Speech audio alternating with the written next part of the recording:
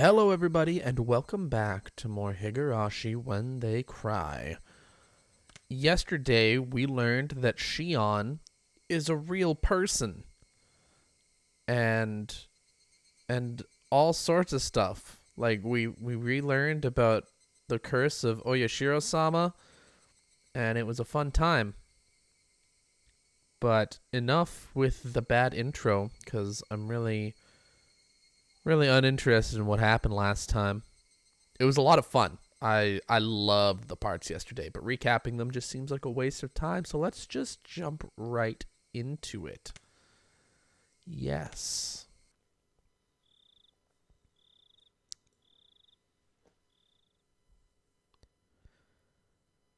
I really meant to say things differently. I really didn't want to feel this way. Miscommunication drove in the wedge, though stuck in apprehension, driven to fear.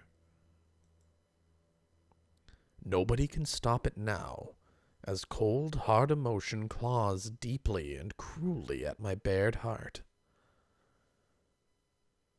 Watanagashi.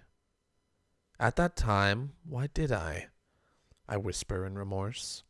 But now those words simply rang hollow. Ah, it's Keiichi-kun. Good morning. Good morning. Rina was ecstatically waving her arms at me, already brimming with energy. What do you mean good morning? It's already evening. Just say hello or something. But, this is the first time I've seen you today, so I think good morning is right. It's right. I got it. Okay then, good morning it is.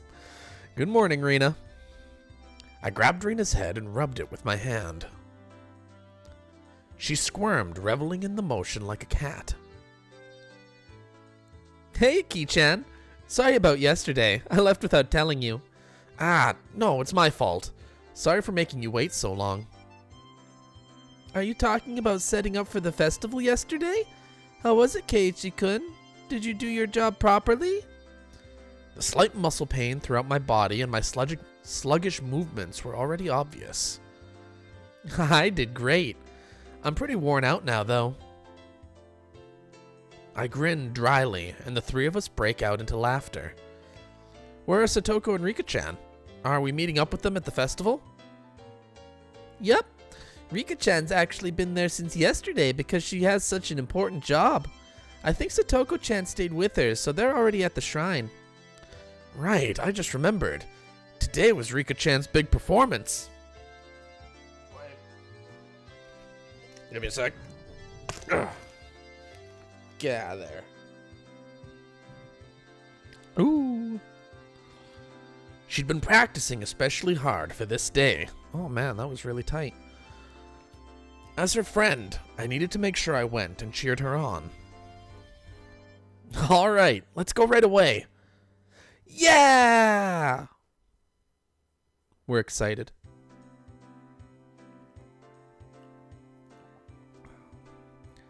As we got closer to the shrine, we started passing by more people and seeing a lot of parked cars. It began to get noisier too. I thought I could hear something like a Bond dance song. Without being able to restrain my impatience, I dashed up the entire flight of stone stairs. Keiichi-kun, you're going too fast. Wait for me. Man, Ki-chan, you're such a little kid. Whoa, the shrine grounds. They were packed with people. It was a festival if I ever saw one. Wow, they went all out this year too. Amazing, amazing. They're coming from Hinamizawa. Huh? The old man from the Kimiyoshi branch family is here too. He'd been struggling with health issues since Watanagashi last year, but it looks like he got better. Yeah, there were a lot of villagers here that I didn't really know. They must have all been pouring in just for today. Oh, it's Satoko-chan. Hey! Oh, if it isn't everyone. Yes, hello to you all. Yo, Satoko. There's a lot of people today. Don't get lost in the crowd, okay? Who do you think you're even talking to? Satoko, too, seems somehow energetic. Of course, I'm the same way. Huh? Where's Rika-chan? She still has free time, doesn't she? Please? Please. Thank you. Rika was giving her respects to the mayor and other important people. She shall come before long. I see. Rika-chan is the shrine maiden for today's festival, after all. It's probably a pain for her to say hello to all the elders. It really is a pain. Hello, everyone. Ow! Rika-chan! I want to take you home. Rika-chan wore an immaculate shrine maiden outfit that looked fresh off the shelves. It was a perfect fit for her somehow mystical appearance. How does it fit? Does this work? It does. Okay, we're switching to spacebar. No, it doesn't. That works, though. Okay. It's not too long, is it? My grandma gave me some safety pins, just in case the sleeves are too long. No, you're just unresponsive sometimes? I don't get it. I don't get it. Keyboard doesn't work. And sometimes the mouse doesn't work. My whole world is falling apart. It's alright. It really is comfortable. As she spoke, she began to do some twists and stretches. It's great. It's great. It's so cute. Ow. There was approximately one person here getting a nosebleed from watching Rika-chan move. Keiichi-kun, don't you think she's cute? Don't you? If you don't, then she'll be all mine and I'll take her home with me. I think she's really cute. Totally cool. Enough that I want to pretend to be her big brother or dad and take pictures with her. If we take a picture from two different places and make it stereoscopic, we can eat, or rather stare at, a real-life Rika-chan at our house whenever we want. Oh, that sounds great. That sounds fantastic. Rina's eyes and mine glittered with stars as our noses bled and we drooled. Rika, you'd best stay away from them. Yes, or I might get locked away in a basement somewhere. You look like you're enjoying it though, Rika-chan. Me, you're being harsh. We all laughed together again. Okay, let's not hang around here. Let's get to the festival. There's not much time left until Rika-chan's big debut. You're right. Great, let's go everyone. Yeah! Everyone. Yo, if it isn't the daughter of Sonozaki, eat up. The yakisoba is packed full of pork. This year we filled it up as much as we could. We even put in fried calamari. Gotcha, old-timer. The yakisoba this year looks like quite an achievement. You have squid, too. You put a ton of time into this, didn't you? Wow, it's tasty! It's tasty! Yeah, the squid is delicious, but the aroma is just fantastic. It wonderfully compensates for how soft it tends to be.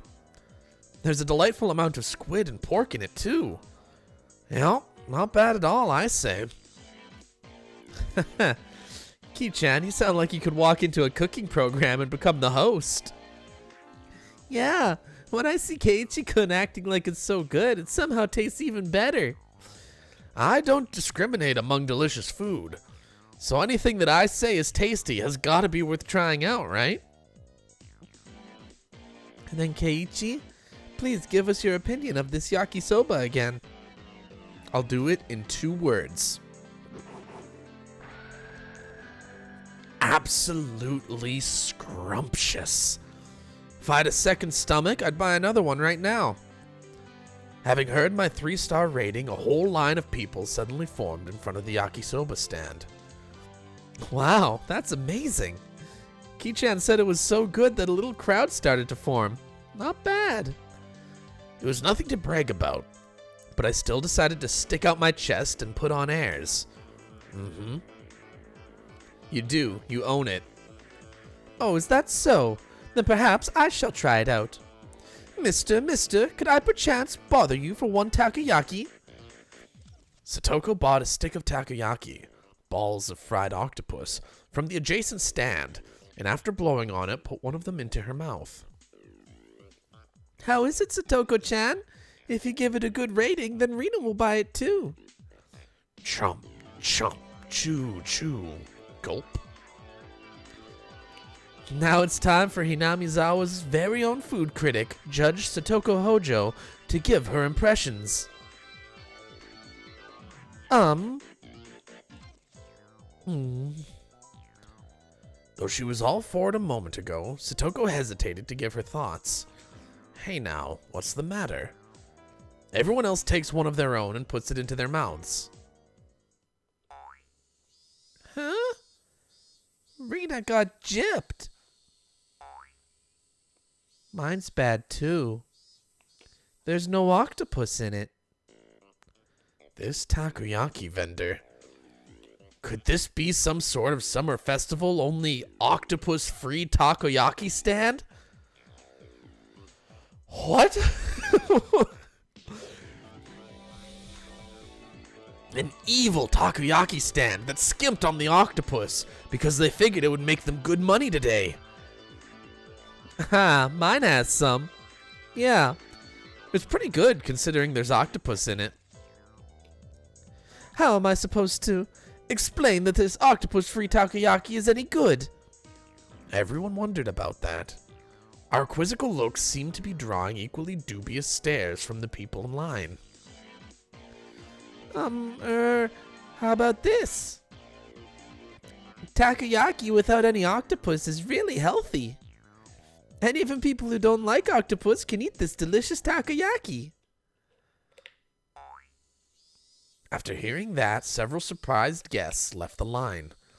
It had the exact opposite effect. Alright, then I'll give it a try next. A self-inspired take on takoyaki in which you can clearly taste the simple flavors of the flour, green onions, and pickled ginger. The unaffected taste is bolstered by the absence of octopus. It wasn't half bad, but after hearing the "there's no octopus in it" clause, even more people left the line. Rika-chan, any good comments? You can be honest. 400 yen is too much for this. Gah! That was too honest. Even more customers leave the line, dealing a lethal blow. There were other takoyaki stands around after all. Well, I mean, we might not want to be doing this. Hey, Satoko, you started all this, so give us a big turnaround. I cannot do it. How do you expect me to lavish praise upon takoyaki without any octopus in it? Gah, you idiot! Satoko's angry outburst was the finishing blow.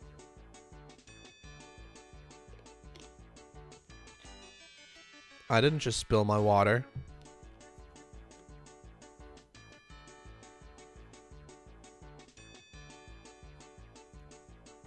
It's just water. It's fine. It's fine. It's just water.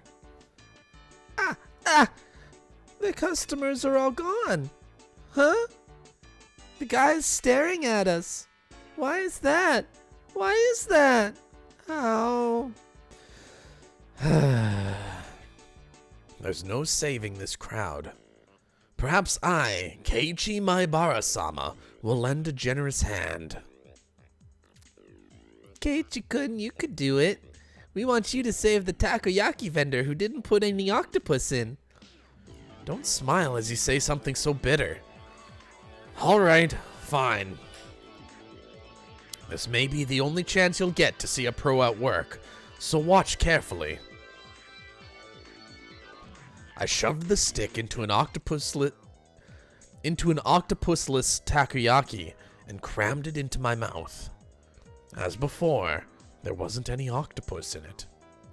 But Mion's had some in it. That was the important point. The man who runs this takoyaki stand, he truly loves takoyaki in every meaning of the word. No, it could even be said that he adores it. Eh? Everyone gasped in surprise, including the takoyaki vendor glaring at us. This man truly does love takoyaki, and because he loves it, he doesn't want to create half-hearted random ones. Isn't that right? The takoyaki vendor looked down, unsure. Those watching were listening intently, wanting to know why octopusless takoyaki deserved such a high rating. Keiichi-san, if he really and truly loved takoyaki that much, why did he make takoyaki without octopus at all? Is he not betraying that very takoyaki? You may be right. In one sense, it is a betrayal. However, it's the best possible compromise this man could find. This man is making real takoyaki today, as he always does. However, only 1 or 2 of them on each stick are the real ones. Well, you're right. The one I ate had octopus in it, and considering it did actually have it, it didn't taste bad at all, you know? Right. That was a bona fide takoyaki. And as for the other ones, it was the biggest compromise he could make against the biases of the general populace, who all think that there need to be 8 pieces on the stick, or else it's not real takoyaki. Huh? Keiichi-kun, I don't understand what you mean.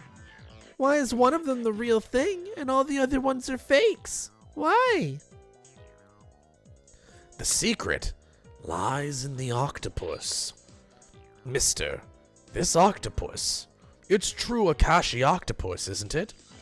In recent years, the number of octopuses caught in Akashi has decreased, and their prices have risen drastically. The prices are now so high that you wouldn't think of using them in takoyaki. Then the man who had been looking down this whole time mumbled, Yeah, that's right. Akashi octopus. It's very expensive. But this man absolutely had to have the Akashi octopus.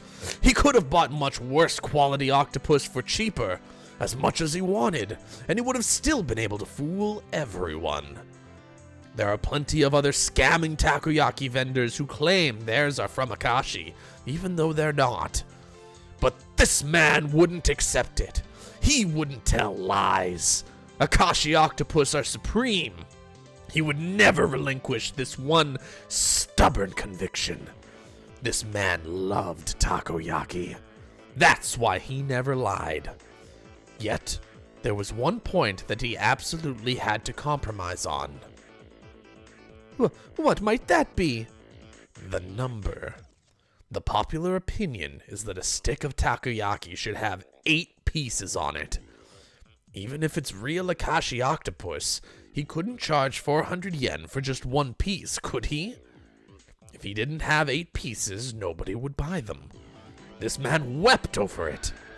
In order to make just 1 true piece of takoyaki, he wouldn't ever let himself lie through the other 7. Oh, whoa! The octopus-free takoyaki vendor burst into tears. I gently clap on one of his shoulders. No matter what anyone says, I will never forget how genuine you are. You, sir, are a true vendor of takoyaki. You are the one in the world with the right to call himself that.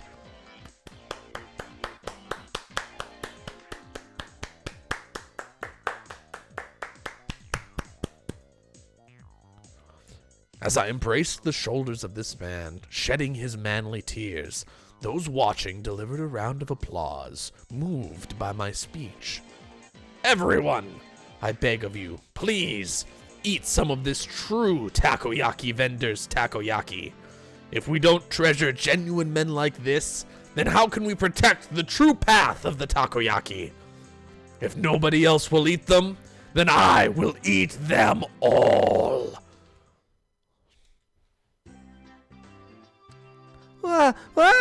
Everyone watching is lining up. Keiichi-kun, you did it! You did it! I think it's more they thought Keiichi-kun Rika-chan's propaganda speech was interesting rather than the takoyaki actually looked good. Ki-chan, you could probably sell plain old rocks if you tried. You would do well at product demonstrations in a supermarket.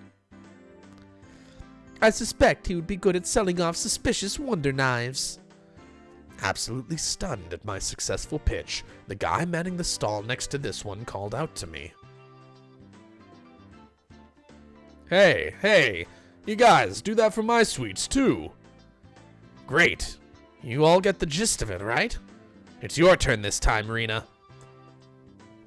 Okay, I'll do my best. Ow. When apricot sweets are cold, they're very, very good.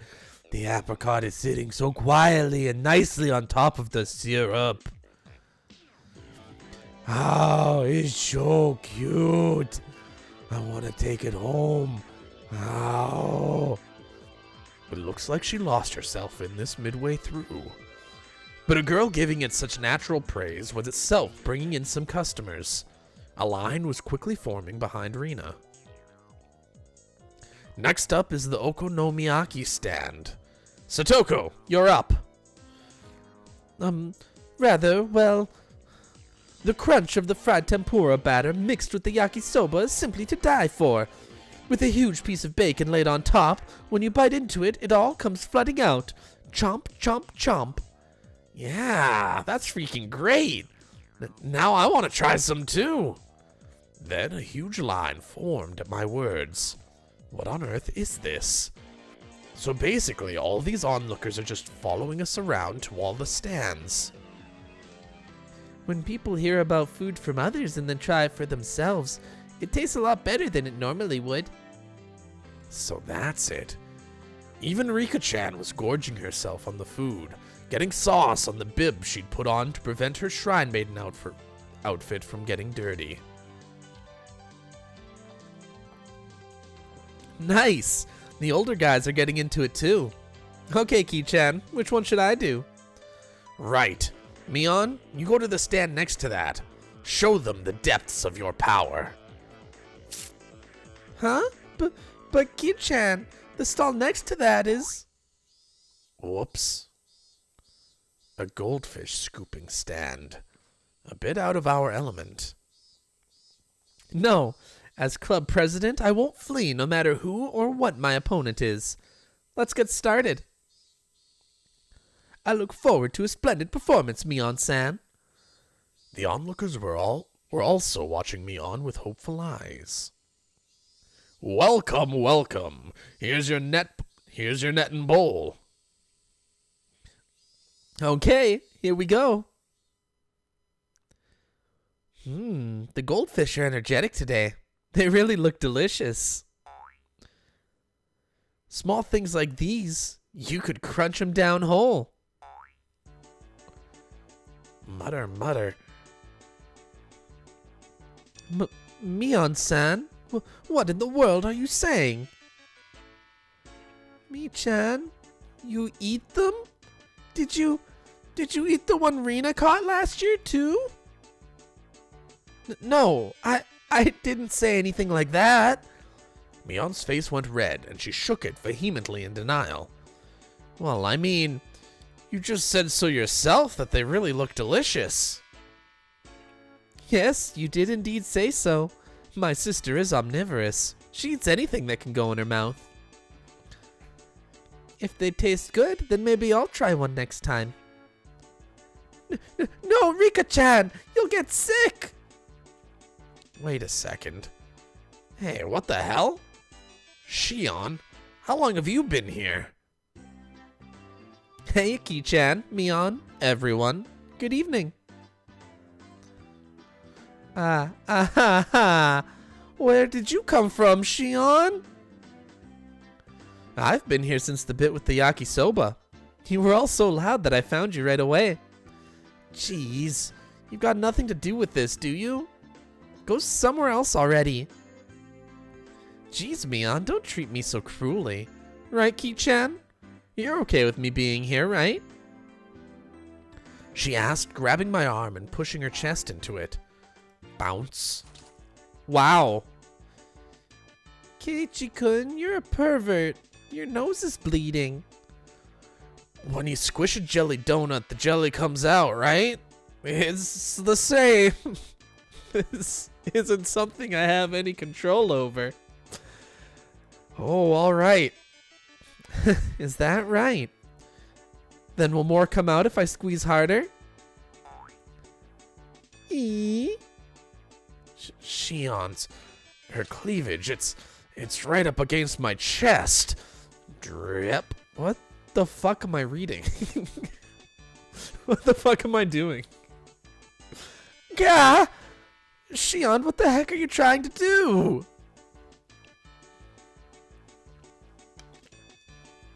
How vulgar. Where did that... I seem to have misjudged you. What about my flat chest? Rika-chan clasps onto my other arm too. Rub. What the fuck is happening? What the fuck is happening? A plentiful, plump feeling on my left shoulder, and the sour sensation of a young, unripe fruit on my right. What the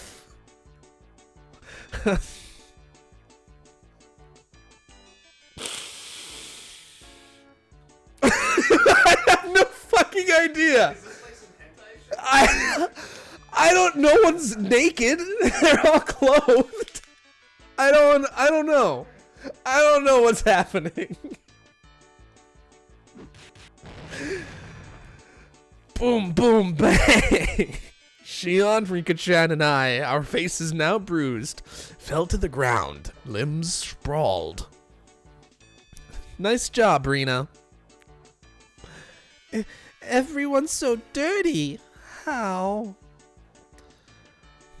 Rina punched me.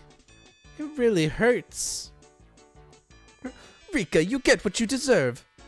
Sheesh. Now that Shion was here, the energy around us had increased by 120%.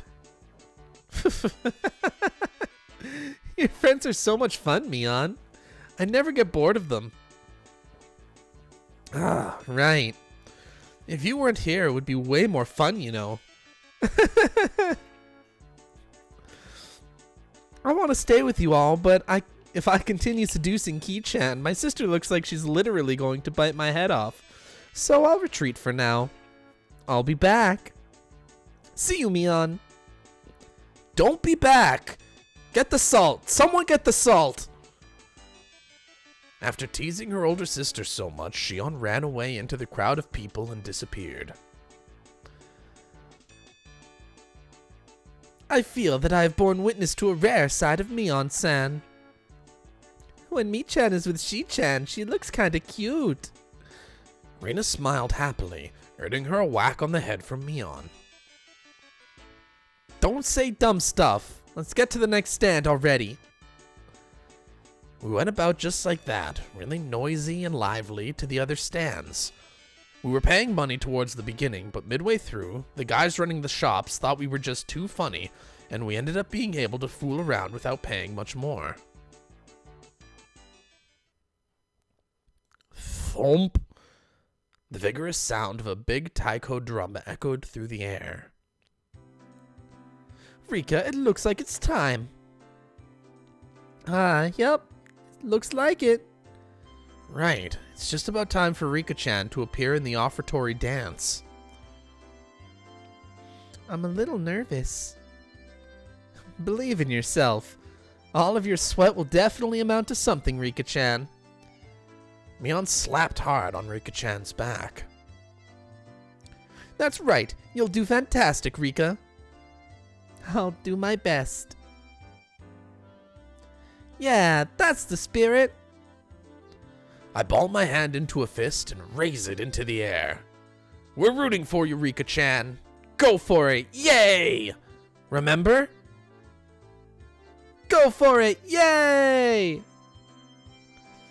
Rika-chan gave the best smile I'd ever seen, then pivoted on her heel and ran off. Okay, we should get going too. Right, Let's go cheer her on. You mustn't. You must keep silent during the performance. I got it, jeez. I rubbed a hand through her hair. She was worried about her good friend up to the end. Then we'd better hurry. All the good spots will be taken. Come on.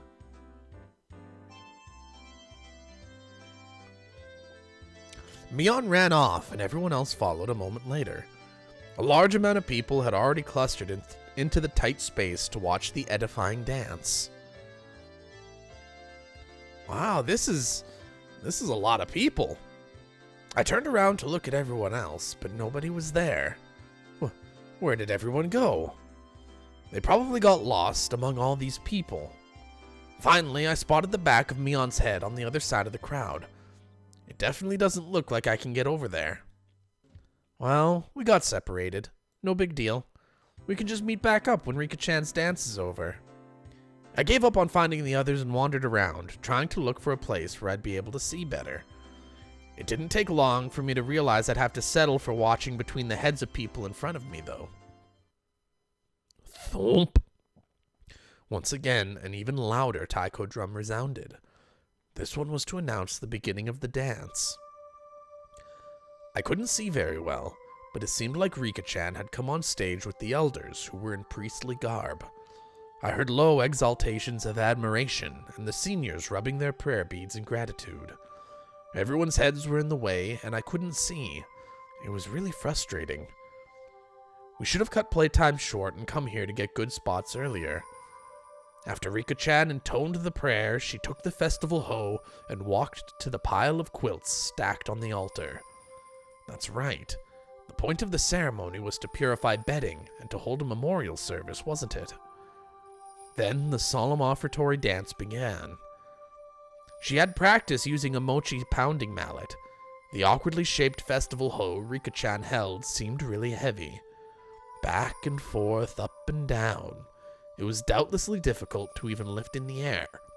But she sweated and waved, raised, and dropped it again and again.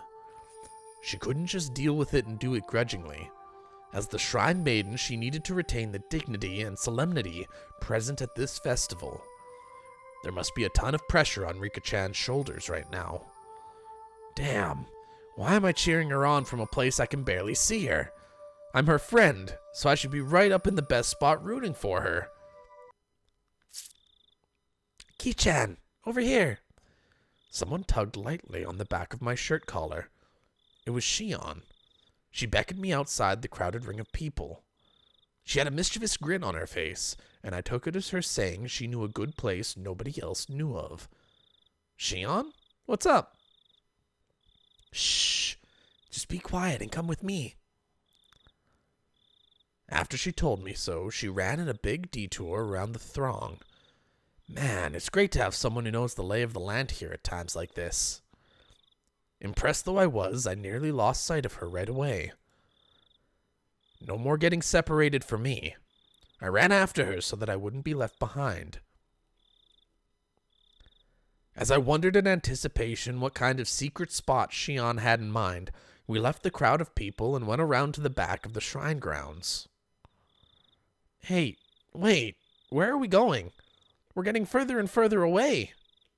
Shh, just stay quiet and follow me. You'll understand soon. Shion gave me a wink that reminded me of Mion as she said that. No sign of people, and not much moonlight. It was dark. We had gotten pretty far away from the crowd of people on the shrine grounds. How are we supposed to see Rika-chan's dance from here? I see. There's some high spot around here, isn't there? Like a rooftop or somewhere we can look down at it, right? What? Why do we have to climb onto the roof? Well, how else are we supposed to see Rika-chan's dance? Did you really want to see Rika-chan's dance? Ki-chan, could it be that your strike zone is really low? I don't think we're understanding each other here. Weren't you going to show me somewhere I could see Rika-chan's dance from easily? What? Who made that promise? What's going on? Why me? Why do I always misunderstand Shion? Is it my fault? Am I just reading the wrong things into it? Then why did you call me all the way out here? With an expression that indicated she wasn't fooling around, Shion pressed her index finger to my lips and said slowly and quietly, "This place is a dark, dead, empty spot. You can't see it from the festival grounds, and now a male and female of the same age are all alone together." Eh? Could this be? Shion. She's not planning something crazy again, is she? Shh! Look, over there. Shion whispered, pointing into the dark underbrush. And there we saw two figures, one male and one female. What's that? Is that... We're right at the scene of a rendezvous, of course. See? Look closely. Can you tell who they are? I peered intently into the dark at Shion's suggestion. Oh, it's Tomitake-san and Takano-san. The two of them were clearly breathing quietly and glancing around to make sure nobody knew they were there, as they crouched before the entrance to a wooden storehouse-like building. Wait, Shion, could this be what you wanted to show me? Ki-chan, you can see Rika-chama's dance any year, but you won't ever get another chance like this, okay? I had thought the Sonozaki sisters each had their own personalities, but at times like this, they seemed all too similar. I'm going back. Don't call me for something like this again. If you move now, they'll see us. At our noisy argument, Takano-san suddenly turned around. Oh my, who might that be? We held our breaths and tried to wait it out, but it seemed like Takano-san was now acutely aware of our presence. Shion and I exchanged glances, then gave up and climbed out from behind the bush. Well, hello there. The moon sure is beautiful tonight, isn't it? My, if it isn't Shion-chan and Mai Barakun. Good evening. Yes, the moon certainly is pretty. What's this? Keiichi-kun, you sure are smart, you know that? Having a secret date in a place like this? Then I guess we accidentally interrupted something important. You're the ones who were meeting up secretly. Tomitake-san and Takano-san laughed to themselves, and it got on my nerves for some reason. Wait, so you two weren't having a little rendezvous then? Of course we weren't. Though, I don't dislike that kind of romance. Unfortunately, this wasn't the location of a rendezvous either of you would want to see. Sorry for not living up to your expectations. If this wasn't a rendezvous, then what were you doing? Tomitake-san, were you messing around with the padlock on the door just now? Huh? After she said that, I looked at the two of them again, and I definitely saw it. They were hunched in front of a warehouse door, fiddling with a pretty heavy-looking padlock. Guess we've been found out, huh? We were trying to break into the warehouse, but don't tell anyone, all right? Don't tell anyone? Are you thieves or something? I demanded unthinkingly, just because of how absently Tomitake-san was grinning. Nah, never. Thieves are people who steal things, right? It's not like we were trying to take anything out of here. I see. Then why are you trying to unlock the door? This is the forbidden storehouse for ritual tools. They say only the Furude family and a mere handful of others are allowed in. Forbidden storehouse? I took a few steps back at that and looked on the entire warehouse. It certainly looked like one, built removed from any signs of people, almost as if in secret. It was filthy, revealing how little it was ever opened. And it was built to be durable, giving it a strange, overpowering impression. Now that I looked at it more closely, it was certainly different than normal warehouses. This place, they're called ritual implements. Basically, this is a warehouse where they store such tools used in rituals. Well, more accurately, Maybe it's a temple where the implements are enshrined. The ritual hoe Rika-chan is using for the offertory dance was inside here until today. Of course, if anyone but the Furude family enters, they bring impurity into it, so absolutely no one is allowed a single step inside it. It's a sanctuary. Shouldn't we absolutely not be coming to a place like this then? However, Takano was wearing a childlike expression, an innocent smile at best, and terribly cruel grin at worst. I told you I was researching Hinamizawa's folk tales and legends out of an interest in them, didn't I? A lot of the answers to questions I'm curious about are hidden away inside here.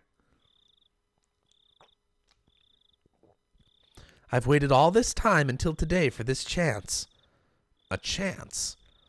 Everybody's eyes were fixed on the dance at the shrine grounds today.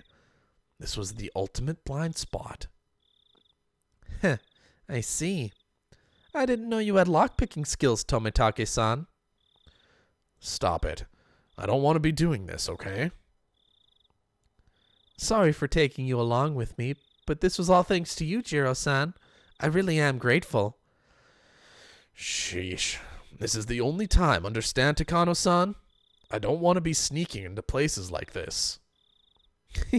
You really are a good person, Jiro-san. Clink. Tomitake-san undid the padlock and placed it to the side. It's open. Thank you, at long last. Takano-san gulped. With an unusually excited air about her, she gave the heavy door a shove. The sharp smell of mold and dust flowed out from the gap in the doors.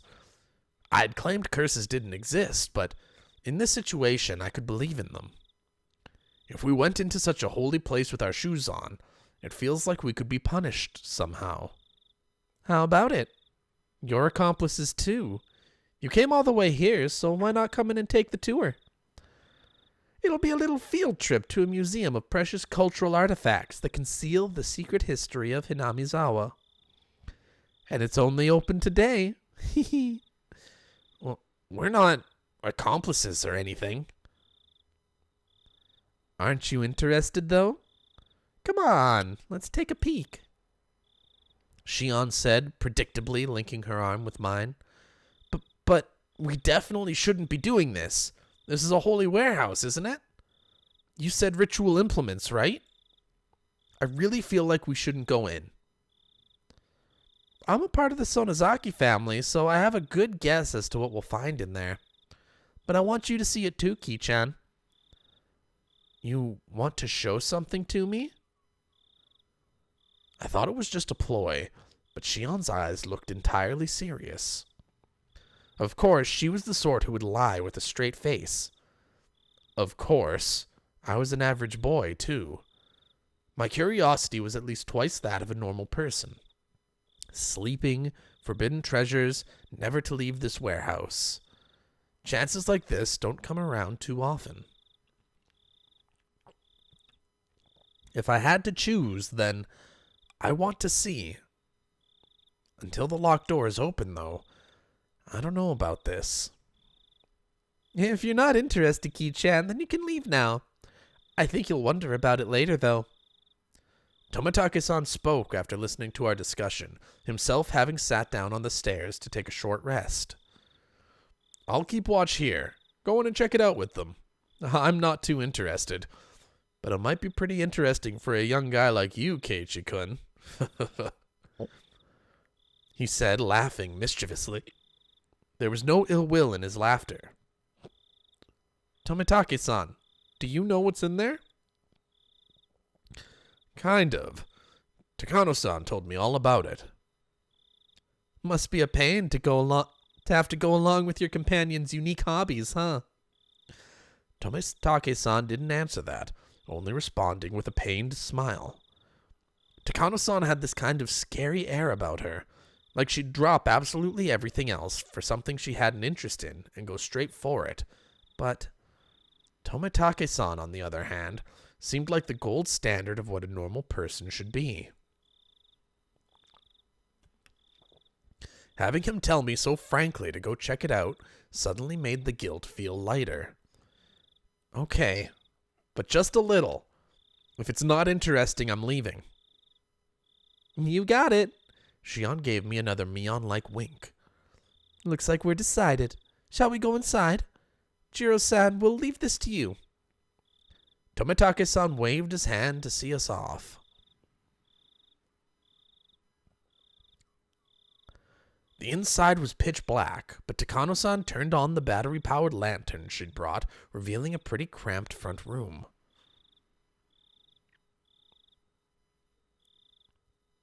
It's so dark in here. Everyone, take care not to trip over anything. I appreciate the concern. Okay, doorman, keep a good watch. We're shutting the door now.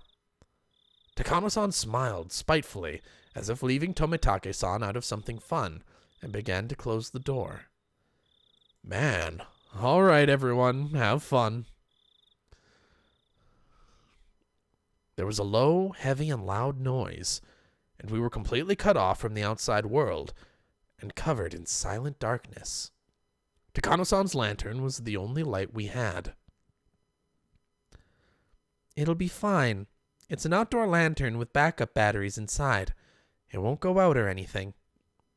Looks like Takano noticed my uneasy expression. I couldn't help but blush a little and avert my gaze. Deeper inside, there was a heavy and old but sturdy door with solemn decorations on it. It was the last door sealing away what was within. Strange how it was an antechamber even though it's just a warehouse, isn't it? I believe it's set up this way so that you can open one door at a time, never letting the room with all the tools be seen from the outside. Takano-san explained this, awfully impressed by the construction. But still, it's really dark in here. Huh? That, over there, it's... I spotted a circuit breaker hanging from a clump of wiring, clumsily attached to the wall. Oh, here, isn't this the light switch or something? I flipped this biggest switch I could find, and with a click, the pitch-black room was illuminated by an old, bare light bulb. Everyone scrunched up their faces at the sudden strobe-like brightness. Don't! Before she even finished, Shion slapped my hand and flipped the switch back. There was another loud click, and the room returned to darkness, with only the lantern for illumination. Ow! You can't, Ki-chan. We snuck in here, remember? If you turn on the light, it might give us away. I'm scolded by Shion fairly harshly. It looked like she was worried about whether someone had seen them from the momentary light. It's all right. It was only for a moment. Takano-san remained a relaxed adult. It seemed like she was confident she could talk her way out of it if someone did see us. Let's go in. Here we go. There. The even heavier door opened, and this time it wasn't just the dust that came out with the air. There was also a nasty smell. One smell was like opening a dust-filled cupboard in the back of a kitchen that hadn't been opened in years. And the other smell, the nasty one, was hard to explain, but it was like the raw odor of a fish market. From how the sound echoed, this room felt far larger than the first. Takano-san held up her lantern and revealed the contents of the expansive room. Whoa! At the back wall of the storehouse, right in front of us, was a Buddha-like holy object, standing there, looking down at us. I was taken aback by its unseen force, lit up by the slender beam of the lantern. That's the guardian god of Hinamizawa, Oyashiro-sama. It's far grander than the one at the shrine. Oyashiro-sama. So this is the spirit protecting Hinamizawa, the one guarding the holy land of Hinamizawa from the impurities of the outside world, and the one delivering punishment after punishment upon those who attempted to sully the land with the dam construction. It looks like there are far more tools stored here than I thought, but this is so sad. None of them have been maintained. How unfortunate that they're in such a state. Even in the dim light, I could see a lot of strange objects lining the walls, ceiling, and shelves. Takano-san, speaking as if in a trance, was infatuated by the various implements filling the dark room. They weren't very festival-like or traditional, but instead, this was more like the workshop of a blacksmith or a carpenter. There were a lot of large wooden and metal tools packed in here. Putting it bluntly, it was all pretty boring stuff. I'd imagined there would be more artistic things in here from the Heian period, but these are a far cry from being cultural artifacts. My expression betrayed my dashed hopes, and they caught on right away. Oh, is this not interesting for you? I'm not into literature or art, so I can look at this stuff, but I don't really understand its value. Keiichi-kun, you really do look like you don't get it. I guess that's only natural. Takano-san reached into a paper bag that she'd been holding the whole time, took out a worn scrapbook, and began to flip through it. Then, just for you, Keiichi-kun, I'll tell you an old story. It's a common tale in this region. If you go to the library, it would even be on their recommended reading list. Telling stories in such a dark, creepy place. She must have a horror story in mind. Shion's face belied nothing but calm. If she had the same personality as Mion, she'd have found fault with me being scared. I'll endure it for now and pretend to be calm. Okay? All right, I'll read it. After confirming that I was going to be quiet and listen, she began to speak softly, like a kindergarten teacher reading a picture book. Long, long ago, in a certain village in the mountains, there was a swamp. This swamp was very, very deep. Some even called it bottomless. People said it was connected to Hell, the land of demons. The rumors said that it was deeper than the ocean, and that anyone it swallowed would sink into the underworld, a bottomless swamp. Its name was Onigafuchi. Wait. I thought back to the story I heard yesterday, and the sacrifices sinking in the bottomless swamp. Could that be the swamp she's talking about? So then the village was Hinamizawa, right? You catch on quickly. That's right. Though it was called Onigafuchi Village at the time. Onigafuchi Village. That's a pretty inauspicious name. It evokes quite the image, doesn't it?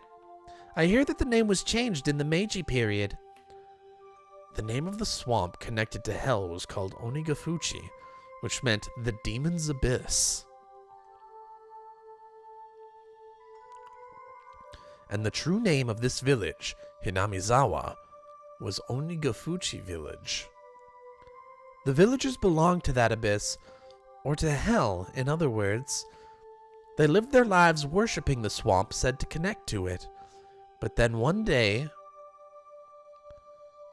demons began to appear one after the other from deep in the swamp. The villagers feared that Hell was overflowing. The demons mercilessly attacked the villagers. They could only watch in fear. They could do no more than hide themselves and tremble. So, did someone exterminate them? Unfortunately, there is no Momotaro or Superman in this fairy tale.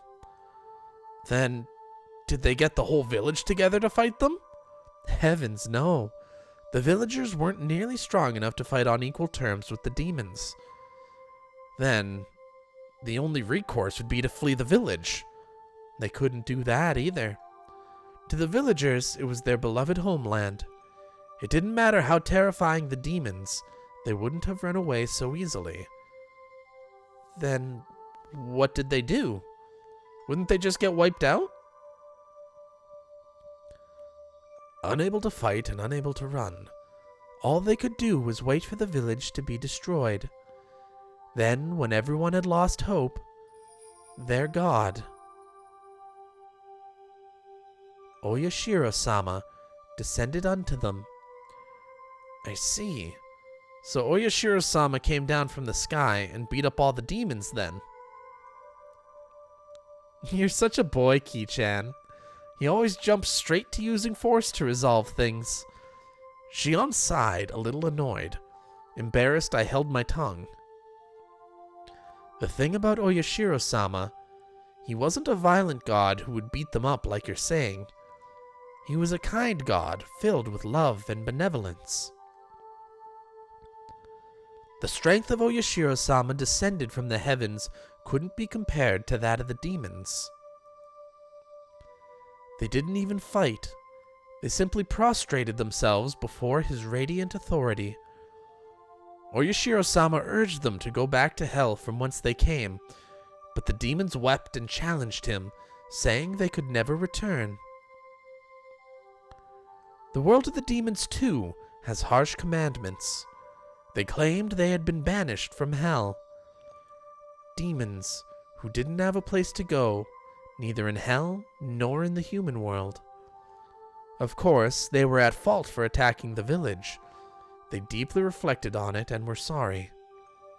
As the villagers conversed amongst themselves, little by little they came to pity the demons, and, after talking with everyone in the village, they decided to live alongside them. A lot of fairy tales have them being exterminated or driven away, but you don't often hear one where they live in peace. You're right. Demons are supposed to symbolize all evils.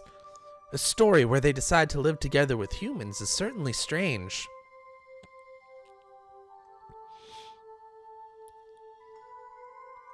When the demons first heard the villagers' invitation, they doubted their ears, but soon burst into tears of joy.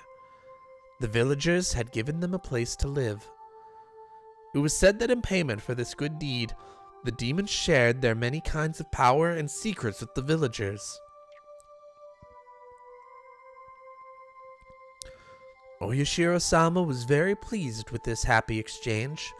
He gave the demons the bodies of humans so that they would be indistinguishable from the villagers. He himself decided to stay on the surface and watch over the everlasting peace between them. A land in which man, demon, and god lived together. I had thought the word demon was a noun meaning evil that needs to be exterminated. A god may have mediated them, but you don't often hear happy endings like that where both sides live in harmony. I see. I guess it is kind of interesting. Although the normal fairy tale ends there, it was revised quite a bit during the Edo period into a much longer story. After that, the humans and demons intermixed, and eventually there was no difference between them. So, the demons ended up disappearing? No, not at all. Half of them stayed just as they were. The knowledge the villagers had received from the demons basically made them into something inhuman, what people call transcendent. They were well aware the power they had was heresy, and as those below worshipped them, they lived out their lives in secrecy. This story is the root of many derivative tales and pieces of fiction. It's the foundation, I mean. The basis. What do you mean by root? She means the part about the villagers having demon blood. What I mean is, all of the villages from around here are based on the premise that the villagers are descended from demons. There was a hint of amusement in Shion's face as she said that. It was like she wanted to say that she, too, had demon blood in her. Is there any proof, though? Maybe it's somehow rooted in historical fact beyond just fairy tales. Oh, my Ibara-kun, then do you believe that demons really did come out of the swamp and breed with humans? Well, it's not that I don't believe it, but when she said demon, she meant the ones from hell. But in ancient Japan, the word wasn't necessarily used to denote only that kind, right? The more well-known use involves the drifting foreigner theory. As the story goes, Westerners who were shipwrecked in nearby seas had such markedly different customs that they were called demons. Japanese people were relatively similar in appearance to other Asians, but everything about them from the West was different. Their physiques, their faces, and their skin color. In Japan, terms like red demon and blue demon evoke images especially of Westerners. Lacking in skin pigments, Westerners would sunburn easily and turn red. Being fair-skinned, I think blood vessels appearing on their skin would look blue, too. A handful of accidental aliens would drift into Japan and came under persecution, being called demons. They would flee into the mountains to survive, turn into bandit groups, and attack villages for food and the like. How does that explanation sound? Maybe it's a bit childish. Takano gave me a weird smile when, having come up with such an impromptu hypothesis, I unconsciously followed it up with self-deprecation. Still, she didn't smile as if to make fun of me. It's not ridiculous. There are a lot of people who subscribe to the drifting foreigner theory. Even so, nobody actually knows what happened. Were they groups of foreigners who had turned to banditry, or were they really demons who had come from the bottom of the world? Then, Takano-san, which one do you believe? The truth of the matter aside, I'd rather believe the more fantastic explanation. It's more fun that way, isn't it? Her answer made her sound a wee bit like a romanticist. Here I'd thought she'd reject unrealistic stories like that. Now then, this is where the fun begins. Takano-san brought an end to her storytelling and waits for a moment as if to tantalize us. Suddenly, Shion looked around, as if something had caught her eye. Her head bobbed to and fro like she was making sure nothing had been changed. What's wrong, Shion? I'm sorry. Please, don't worry about it. Shion pretended as though nothing had happened. Takano-san also made sure nothing had happened, then cleared her throat and broached the next subject. I explained that half of the villagers have demon blood. That blood, they actually say that is the blood of the kind of demon that eats people. Man-eating demons? That escalated quickly. That blood still runs through the villagers' veins. They say that sometimes the blood awakens from its slumber. I thought the fairy tale had a happy ending, with the humans and demons living in peace, but it began to suddenly change into a brutal, bloody story. Well, they eat people. They say that every decade or so they can't help but want to feast on human flesh. The villagers can't eat other villagers. So when this happens, it's said that they descended on the human villages and conducted onikakushi. What's an onikakushi?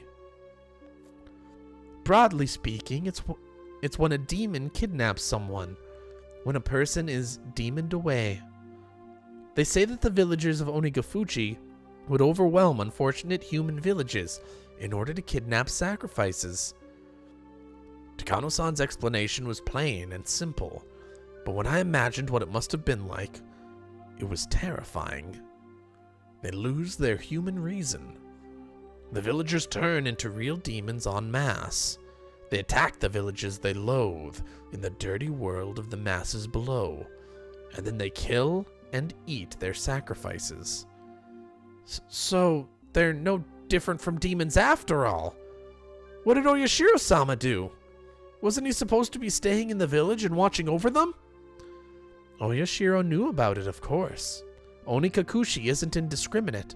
The villagers apparently never kidnapped anyone other than the sacrifices decided upon by their god. In the texts, it's usually 1 or 2 people. A village inhabited by those both human and inhuman. It was like the heartwarming episode's colors had inverted, like negative film, revealing the painful and ugly truth.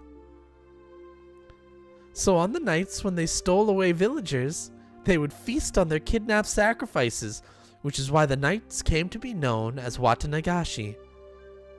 Watanagashi. Tonight's festival was Watanagashi. I just couldn't reconcile the fun festival with the horrible tale Takano-san was telling me. Watanagashi? Well, wasn't it about giving thanks to the futons we use over the winter or something? Ki-chan, Wata has another meaning, you know. It means entrails. Shion, who had been silent until now, spoke up. Entrails? Oh, yeah. I guess that's true. Like fish guts. Wait, what? Like a jigsaw puzzle, the fun times I had today and Takano-san's grotesque tale clicked together in my mind. Watanagashi. So, gut spilling. I didn't think saying that could ever feel so nauseating. Yes, it's as you imagined, my Ibarra-kun. Right now, the Watanagashi Festival might just be a somewhat early summer festival occurring around June, but it used to be different. It used to be a ghastly, cannibalistic feast, held on the night the villagers had collected their unfortunate dinner. That can't be true. I had no real reason to say that, but I couldn't help it. My Ibarra-kun, you said that Watanagashi is a ritual about purifying futons, right? What do you think the futons filled with cotton, with wata, represent? Futons are futons. They're beds. They're things for sleeping in. What else could they possibly represent? I was rattling on, desperately attempting to deny the horrible festival that Takano-san was describing. Deep down, however, I found myself understanding all too well what she meant. Futons stuffed with cotton. If the cotton represented entrails in both pronunciation and meaning, then entrail-filled futons would have to be humans. Why don't you think back to the offertory dance Rika-chan performed?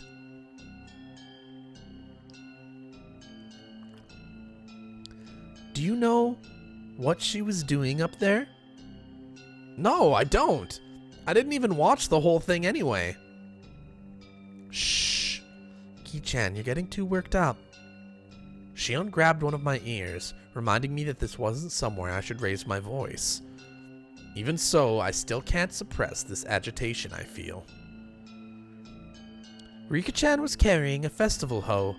You've probably realized it already, but that's not a hoe for plowing fields. It's a tool for dissecting human bodies. I didn't see the dance all the way through, so I don't know what kind of performance Rika-chan was putting on after I'd left. When I told this to Takano-san, she kindly explained Rika-chan's dance to me. To summarize what she said, after what I'd seen, Rika-chan would pierce the futons with that hoe, cut them open, and pull out the cotton inside. She'd cut the cotton out one bit at a time and set it afloat. That's the kind of ritual it was. Broadly speaking, it was quite the bombastic ceremony, where they'd rip out the guts and throw them into a basin. And then the ritual was over.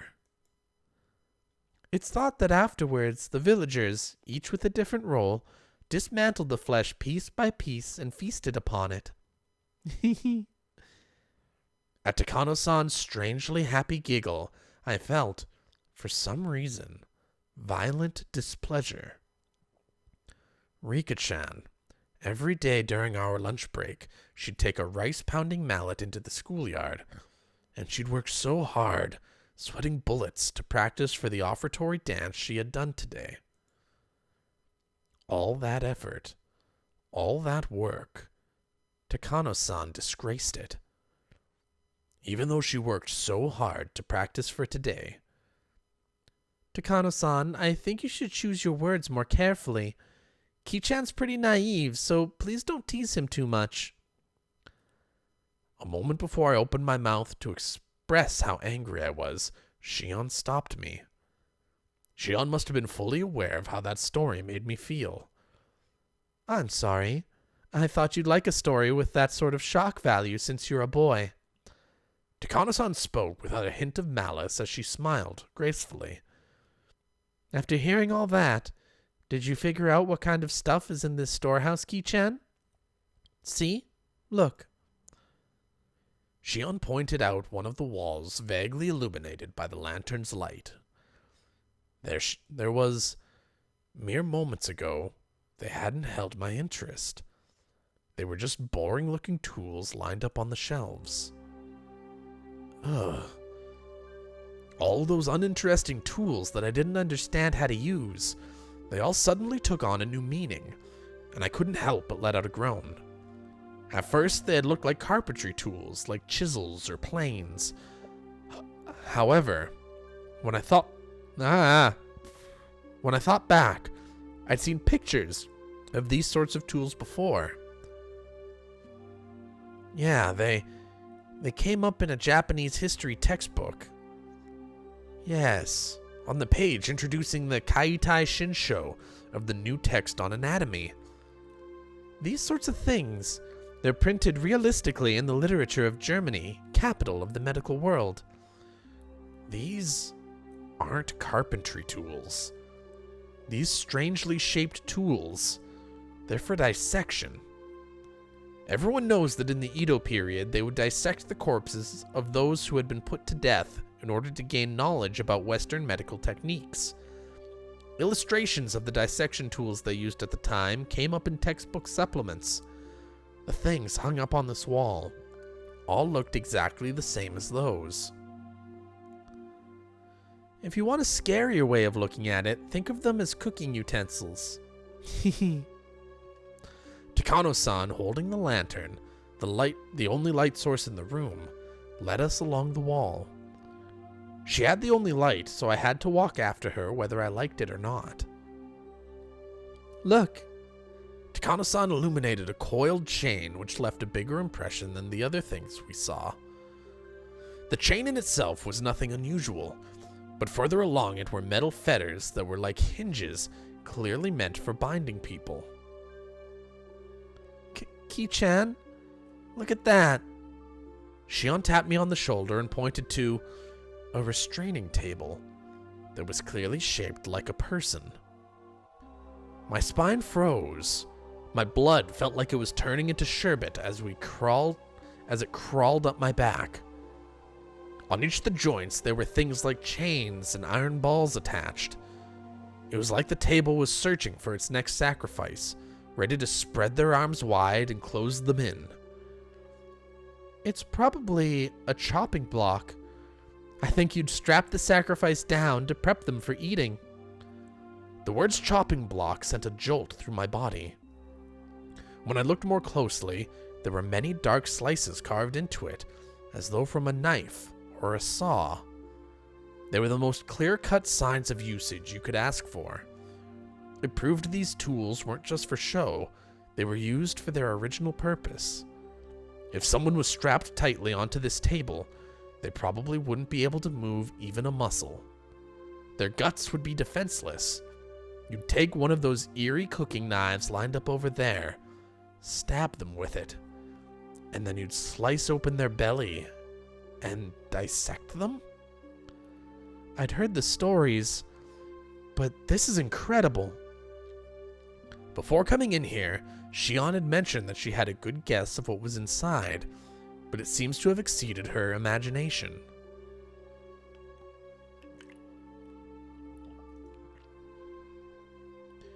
There's still more.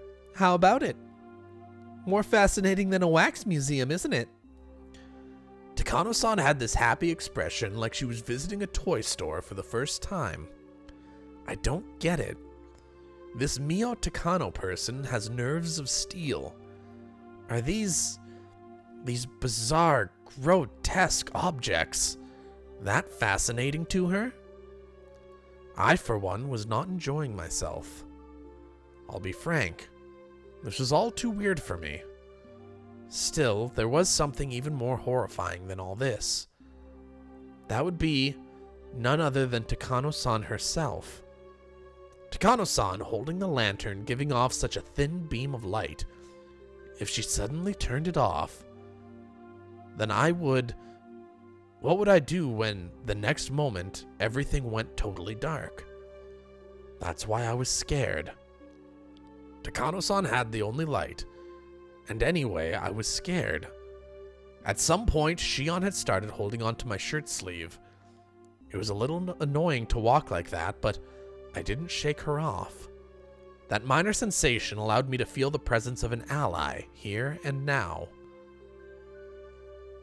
Before we had even walked halfway through the storehouse, the air I felt on my skin changed completely. These cruel tools lined up, all crammed together in this place. Some were horrible ones made to take away sacrifice's freedom, and some were tools made to efficiently disassemble and prepare the bodies for consumption. Those were just the things I understood. There were plenty of other strange-looking objects that I couldn't even guess the purpose of. Now that I was here, I didn't have the slightest desire to hear the details about what sort of terrifying reasons they were meant to be used for. At the very least, they were all completely different from the sort of clean, simple killing function of a katana. Tools to kill people were, obviously, constructed in such a way that they could kill people. If that was the goal, then the person you used them on would obviously end up dead. The kinds of tools here, however, were different. The tools that were here were for cutting people, for crushing them, for boiling them and cooking them, and for grinding them. They were tools of torture. They weren't made to kill people. People dying was just an incidental result. Actually, they might not even kill them. If the sacrifices could die during such a horrifying ritual process, that would be nice, but they don't even die in the end. They remain in a state of hellish pain. Perhaps they were only being allowed to live. Only now, in this moment, did I fully realize just how terrifying and fearsome that difference was. People, you see, most of these wouldn't kill them if used properly. Takano-san, as if reading my mind, displayed a shocking smile. Burning at the stake, the famous method of execution for witches, will kill the person immediately. When the body suffers extreme burns on the skin all over, the decomposition of the skin's chemical makeup produces poison-like symptoms and causes an immense shock to the victim.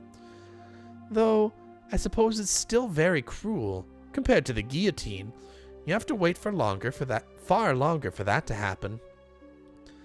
She described such horrors in a strangely medical way. Shion immediately answered the question I had. Takano-san is a nurse. There's a saying that nothing can scare a doctor. I guess it's true.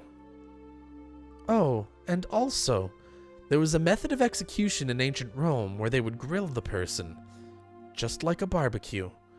They would cover the person in wire netting and slowly cook them over a charcoal fire. To think, the memories of when I went to a day camp with my family would come rushing back now, of all times, so vividly. That's what it was like.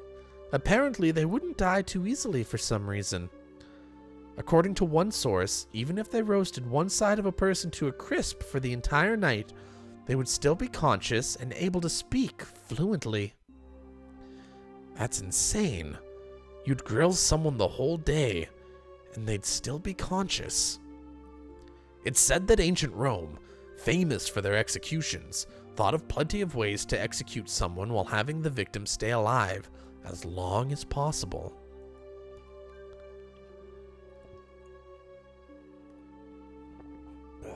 Among them, there was one method where they would open the gut, pull out the intestines like sausages, pull them up with a winch, and put them on public display. Shion was behind me, clinging to me. Not just because she was scared, she was protecting her stomach. You would think someone with their intestines pulled out would die instantly, right? Actually, as long as you do it tenderly and thoroughly, it's apparently possible to pull them all out while the person is still conscious. I felt a sick feeling in my stomach. It was like my organs were coiling up just from Takano-san's stare. Though pulling them out with a winch was a rather exaggerated method. It's a more barbaric way. They might slice open the gut, then cut the intestines out and throw them everywhere. It's quite imaginable that they did dreadful things like that too, isn't it? However, those being put to death are conscious. It must be far more terrifying than painful. She spoke with pleasure, as if she had come here on a sightseeing trip. I heard Shion gulping multiple times near my ears. Perhaps Hinamizawa, or rather Onigafuchi Village, did something like that for the Watanagashi Festival. Listen, if you try hard, can't you hear it? I wanted nothing more than to not hear anything at all. So why? Why only at times like these do I begin to hear things I shouldn't be able to?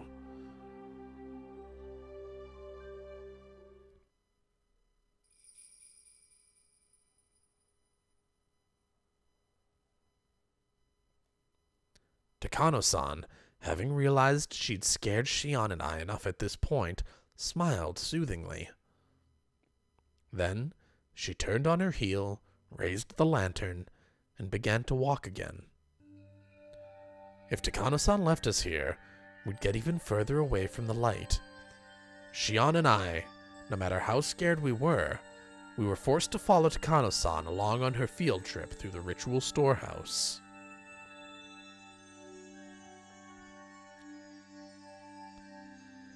I suppose we've seen a bit of everything. See? This place is interesting, isn't it? She says, raising the lantern high in the center of the storehouse. The dim lighting didn't change, but for some reason, it felt like I was able to see all of those horrible tools at once.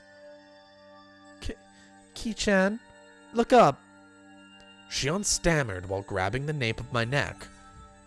I couldn't tell because it was so dark, but there were a lot more tools hanging from the ceiling as well. They all looked like they were made of iron bars, but then I figured it out. Cages. For cages, they were very small. Cramped cages just for one, like a casket. If you got locked up in there, no, you wouldn't get locked up inside it. It was another tool meant for restraining people, where the iron bars would squeeze you tightly. So many big and large things of all shapes were hanging down. Takano-san's mention of execution by grilling crosses my mind. We weren't just surrounded on all sides by these terrifying instruments. Things crowding the ceiling were even hanging over our heads. There are many of these sorts of bird cages among European torture devices. I'm surprised to see them in Japan as well. Ki-chan, is there something in there? A person? A mummy? Huh? Where? Shion desperately pointed to one of the many human-sized bird cages hanging from the ceiling, but I couldn't tell which one she meant. Being that dark, there wasn't any way you could tell if something was there in the first place. I don't see anything. You sure you're not seeing things? Shion didn't seem convinced, but without a means to confirm for ourselves, we couldn't do much but wonder. Maibara-kun, after seeing this, have you come to believe in all of it? The countless terrible rituals passed down in Hinamizawa? It's got nothing to do with believing in them. Now that I've been shown the real thing like this, there's no possible way to deny it. Even the nations of Europe, with all their beautiful landscapes and legends, were like a maelstrom during the terrible witch hunts in the Dark Ages. It's well known that the era gave birth to countless gruesome forms of torture and execution. Japan was the same way. Didn't it have its own era of hellscape-like torturous feasts because of religious suppression and things of that nature? Hinamizawa itself had such a period. It had that much history behind it. Even in Europe, land of the witch hunts, that was all far in the past, no more than a series of historical events, and in this age, nothing that abnormal would ever happen. That must apply to Hinamizawa as well. Just as Europe had its dark age, Hinamizawa had one too. That's how this should be taken. Even if these things all really happened in Hinamizawa, they're all long past. They don't have anything to do with the people living in Hinamizawa right now. My Barakun, you really do like this village. It didn't sound like she was making fun of me. Takano-san gave me a light smile. Takano-san, you're researching whether these customs survived into the present. You are, right? Shion suggested something that made my heart leap into my throat. Are you telling me that all these horrible things are still going on, even today? What I'm about to tell you is a secret, all right? I told you, Shion-chan, because you're an understanding person, but the other villagers don't want to hear it. If things go awry, I could be ganged up on and punished. Shion flashed a devilish smile, as if reveling in the immortality of it. My Barakun, you keep it a secret too, okay? If this gets out, I could suffer Oyashiro-sama's curse, or be made into a sacrifice. If it's the curse, then I wonder what kind of death it'll be this year. If it's the sacrifice, then will I be thrown into the Onigafuchi swamp while still alive? Blah. It is tonight, you know. The night of Oyashiro-sama's curse. Takano-san said, bringing her face right up close to ours, as if to say that if she had the choice, she'd rather suffer the curse. That was what she seemed to be implying. Takano-san took a fairly worn notebook out of her paper bag, then began to flip through its pages. There were all sorts of references and newspaper clippings attached to them, and it had all manner of things written inside. The letters were very small and bunched together, so I couldn't tell at a glance what it was about. What I'd really like to do is search through the National Library for newspapers from the era, but here it is. A photocopy of a page from some book was slid into the notebook, and it too was written in small, tight lettering. Like the other pages, I couldn't tell what it was about just by glancing at it. This is a story that actually happened. It was around the end of the Meiji era. They discovered an unknown, mangled corpse, the victim of a murder in Onigafuchi village. In an old newspaper clipping attached to the page spoke of something that was no mere rumor or fairy tale.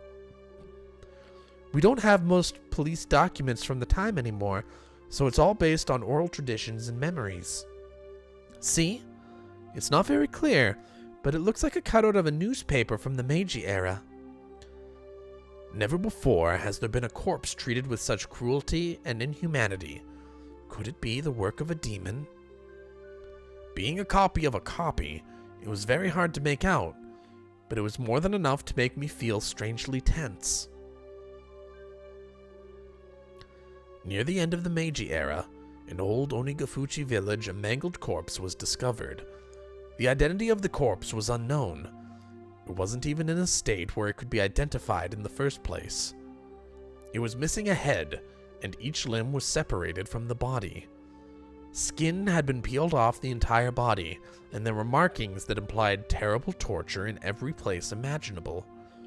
Not only that, but the belly had been cut open by a sharp knife, with the entrails completely dragged out. The police immediately began an investigation, but since they couldn't even determine the identity of the victim, much less the criminal, finding answers was extremely difficult. Do you understand what it must have been like? I couldn't imagine such a strange sight, even if I tried. This was the first time I was ever thankful for my lack of imagination. The victim was skinned while still alive, underwent all kinds of torture, and was killed brutally. The author here also thinks that even after death, the remains were divided and dissected even further, the epitome of inhumanity.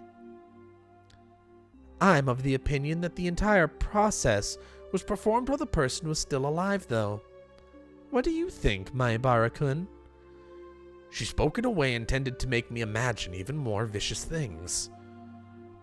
As my brain was already far over capacity, however, there was no way I could imagine anything more brutal. Then, when I broke my gaze from Takano-san's, those strangely shaped weird tools were all around us. I wonder if you could faithfully reproduce the mutilated corpse discovered at the end of the Meiji era, with the tools found in this place. I want to deny it. I don't want to admit that something so terrible could have happened at all. Even so, they were so strange, so terrifying, these tools. And if they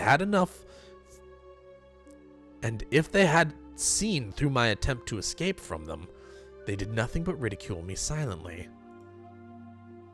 So, that creepy incident, what was it in the end? The author says that, regarding Onegafuchi Village's dreadful customs, they've survived into recent post-Meiji days, and that perhaps they lasted until around the beginning of the Showa period. This corpse, at a glance, appeared to have been brutally killed after a period of torture. In actuality, however, it was the pitiful sacrificial remains of the man-eater's terrifying feast. The corpse was just leftovers. It was so fantastic, so strange, that it didn't feel real. Was this an extension of the legends, too? It happened in the Meiji era, though, which is just too recent to be called a legend. Also, there's a newspaper clipping right here suggesting it. Okay, but even if it really happened, it was a long time ago, right?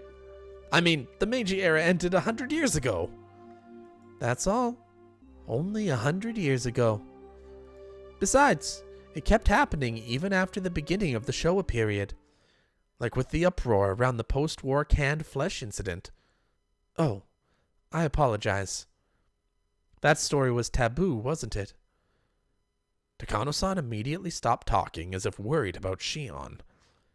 Shion briefly looked somewhat angry, but that expression soon disappeared. Huh? Takano-san, what did you just say? Canned flesh. And then there was a huge creaking noise. Everyone whipped around to look. It was Tomitaki-san who had opened the door slightly. Did I startle you? Oh, Jiro-san. Could you not resist seeing inside? This is a splendid treasure trove of torture devices. I'll pass on that. I'm bad with this sort of thing by nature. Takano-san held her stomach and had to muffle her laughter as if she wanted to make a comment about his masculinity.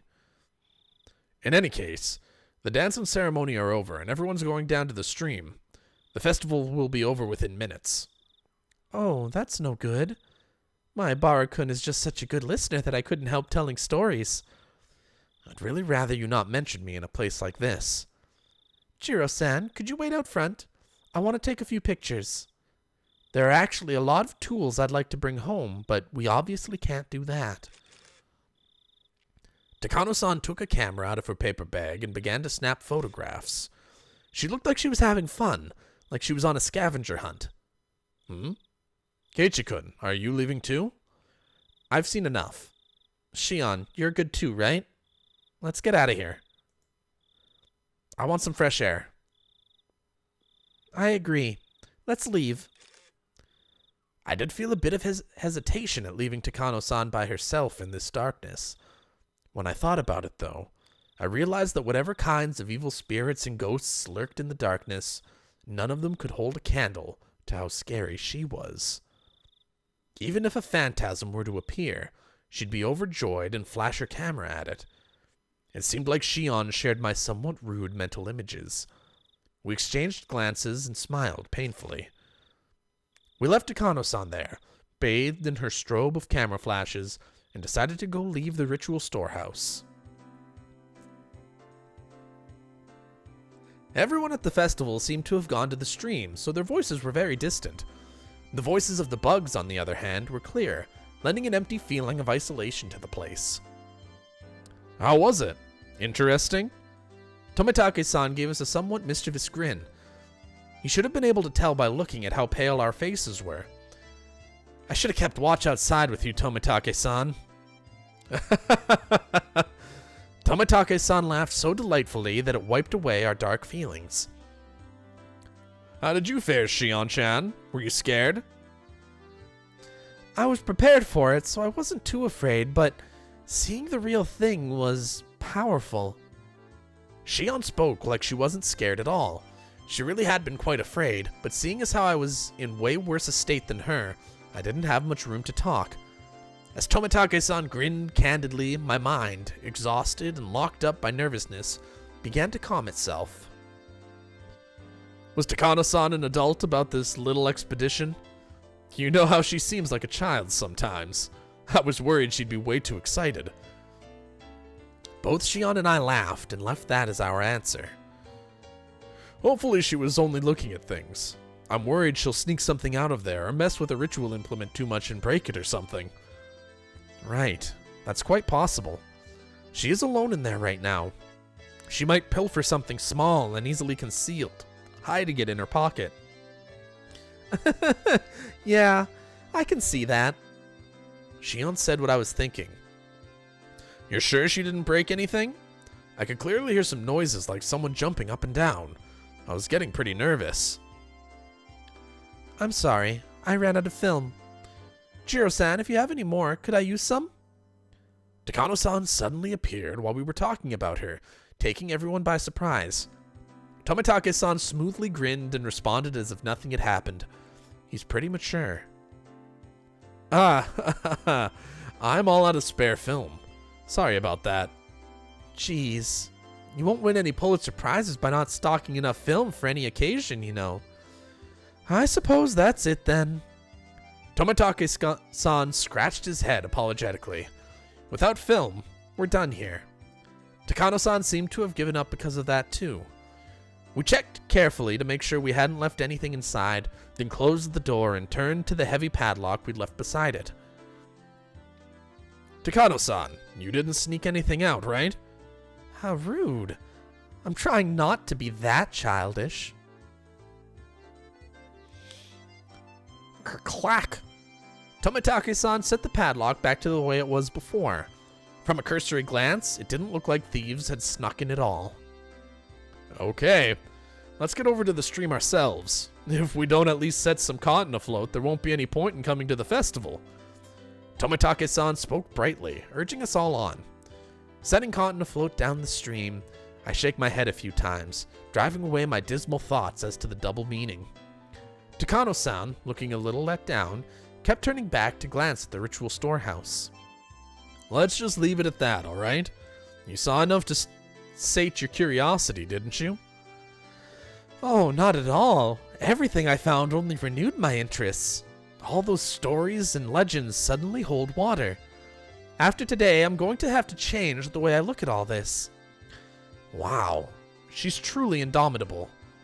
Her curiosity really is something else. Still interested in all this, through and through.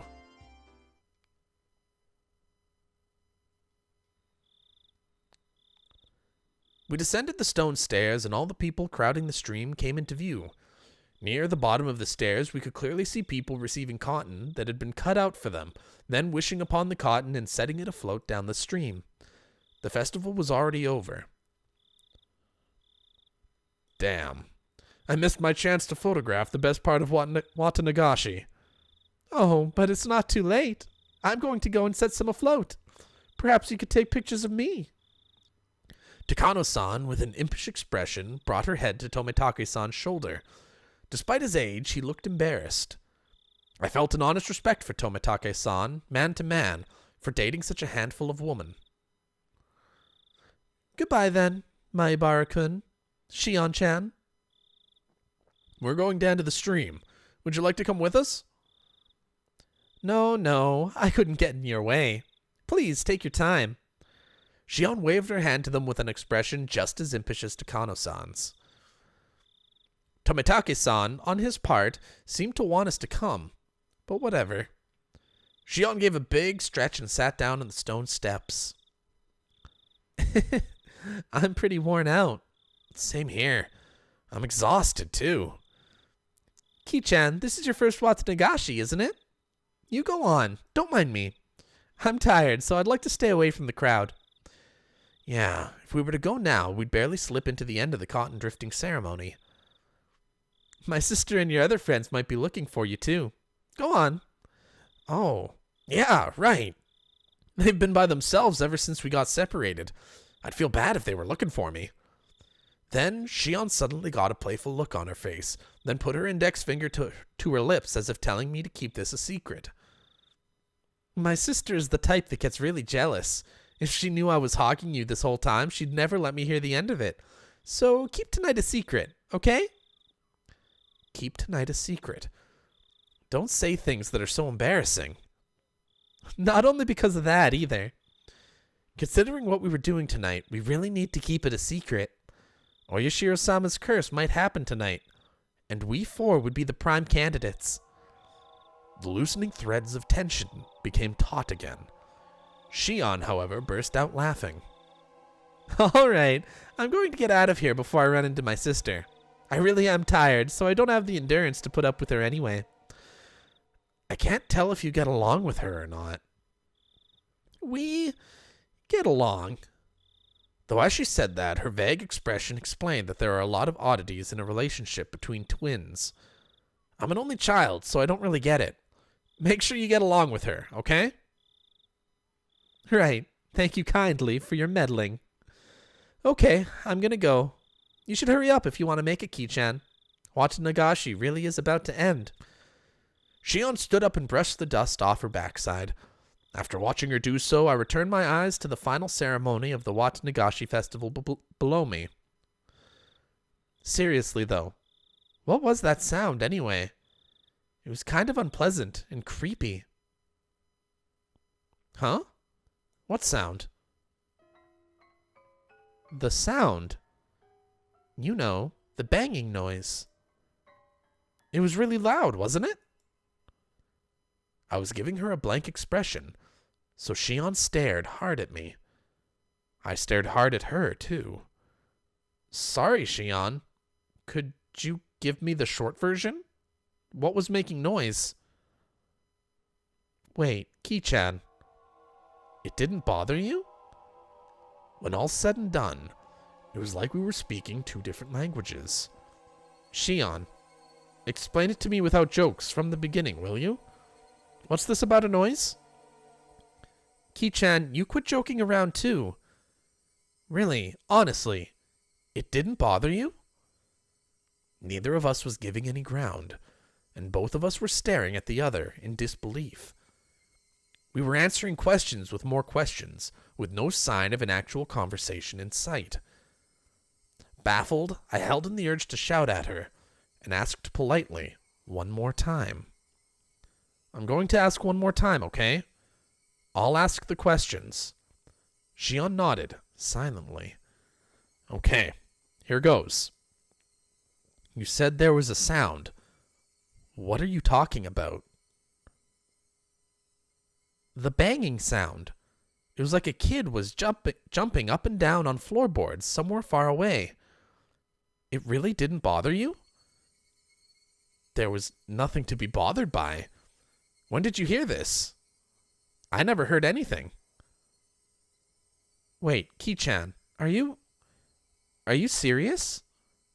Shion, as if she didn't understand my plain and simple answer, pressed me further, her expression serious. I have no clue what she's talking about, but if it has Shion acting so like this, Whatever it was, it gave me the creeps and sent a chill down my spine. It was while we were looking around the inside of the ritual storehouse with Takano-san. About the time she started her stories, I think it was. Little by little, louder and louder, off and on. She heard a banging sound, like a child jumping on distant floorboards. That can't be true. Don't start trying to scare me after all that. I didn't hear anything at all. In fact, it was so utterly silent in there that my own heartbeat was almost deafening. Please don't try to scare me either, Ki-chan. It was like something was making noise in time with Takano-san's scary stories, and I was totally creeped out the whole time. The chill rose from my spine to the back of my head. My blood turned cold as it crawled up my body. When it reached my head, my mind froze over. You and Takano-san weren't paying attention to it at all, so I pretended not to hear it either, but you heard it, right? It happened a bunch of times, and it was really loud. Shion's eyes were begging me to tell her I heard it. I had no doubt, however, that my own eyes suggested something entirely different. A "you've got to be kidding" look. In that storehouse, we were surrounded by brutal ritual tools that looked like they were from another planet, listening to terrifying old stories. The whole time, Shion had been hearing a sound that we couldn't hear by herself. Should that make Shion, who heard it, tremble, or should it make me, who didn't hear it, tremble? I didn't know the answer to that at the time. For now, Shion seemed to have made that decision before I did. What are you laughing about? I really got you, Ki-chan. I was fibbing the whole time. What? Shion laughed, saying how easily scared I was, and clapped me on the back. Her smile seemed somehow artificial and actually made me feel worse. Then, after leaving me with 2 or 3 generic diplomatic goodbye phrases, she left, almost like she was running away. All I could do was look after her, my mouth agape. At the end of the day, I didn't have a clue what was going on. Shion laughed it off and said she had been lying, but she couldn't possibly have been lying. Of course not.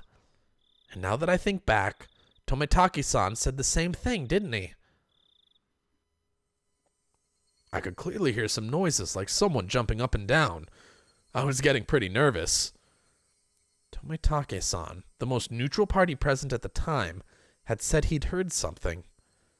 Then, that noise, it was real? The banging sounds. Sounds as though a child was jumping up and down on some kind of floorboards far away. Oyashiro-sama's curse, which happens every year, might happen again tonight. The most plausible victim candidates were Takano-san, Tomitake-san, Shion, and me. The bustling of the people sounded further away than I would have liked, and the sounds of the insects sounded too close for comfort. I'm near so much human warmth, and yet I can't ever go back there again. That was the ominous idea that sprouted in my mind. Then, all of a sudden, I was pounced on from behind, causing my heart to lurch. Keiichi, we found you!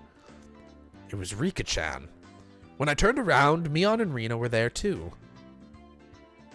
We finally found you. Now we just need to find Satoko. Everyone got split up this year. We should make sure we have somewhere to meet up afterwards next year. How? You're right. It's a festival, so we should all be together. I listened to Mion's happy declaration with a little bit of guilt. Keiichi, did you root for me while I was dancing? Ah, yeah. I saw it all. You did a great job all the way through. No mistakes either. Yeah, that's right, Rika-chan. That didn't count as a mistake. I tensed up as I realized I'd made a mistake of my own. Mion slapped a hand onto my shoulder, a little roughly. A gross sweat broke out over my whole body. Did you do it too, Ki-chan? Did you get some cotton and send it down the stream? You haven't yet, right? Is what I could feel her saying. Without the courage to tell any more lies, I lifelessly shook my head. Huh? You haven't, Keiichi-kun? You should go now or it'll be over. It'll be over. Sorry. This is my first Watanagashi, so I don't really understand the rules and stuff. That's right. I'm sorry. Mion took my hand and we started walking down the stone steps. Hey, Ki-chan. What? Did you see Shion? My heart skipped another beat. Maybe Mion could sense my surprise through my hand. No. Oh, well, I sort of think I saw her. You two look so alike, though, so it might have been you. You wouldn't have gotten that wrong. We're wearing different clothes. Huh? Oh, that's right. Mion's momentary silence was like a death grip upon me. I just can't do anything about that, Shion. Well, it's her we're talking about, so we can just leave her be. Mion's expression returned to her former, usual smile, and we continued down the stone steps, her firmly pulling my hand along. Oh, man. The scene that wouldn't end. Oh.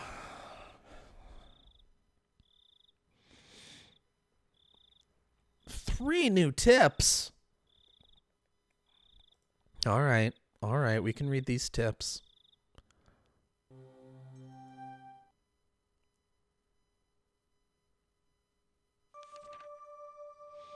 Watanagashi. The rite of Watanagashi is performed during a village festival every June, even now. But reading back to its origin turns up a seriously sanguine ceremony. Originally, Watanagashi would happen at certain intervals, and after receiving Oyashiro-sama's trust, they chose a sacrifice. Then the entire village would kidnap, demon away, the person and ceremonially dissect and devour them in a feast. The rules that determined the intervals are shrouded in mystery. This is because the ceremonies occurred extremely irregularly. There's a theory that it was determined based on astrological fortune-telling, but it isn't too convincing. The residents of ancient Onigafuchi village firmly believe that they were half-man, half-demon transcendents, and that they were more valuable than humans were, and they forced people within and without to accept that. Perhaps the act of kidnapping and eating people was done to prove that they were higher up on the food chain. This is just a hypothesis, but maybe the rite of Watanagashi was a political event for the purpose of being an outlet for, or outright diverting the attention of, the villagers of the isolated Onigafuchi village. In any case, of their complaints or dissatisfactions grew seriously. In case any of their complaints or dissatisfactions grew serious. Wow, I am bad at reading. If that was the main reason these ceremonies were held, then it was easy to explain how erratic they were.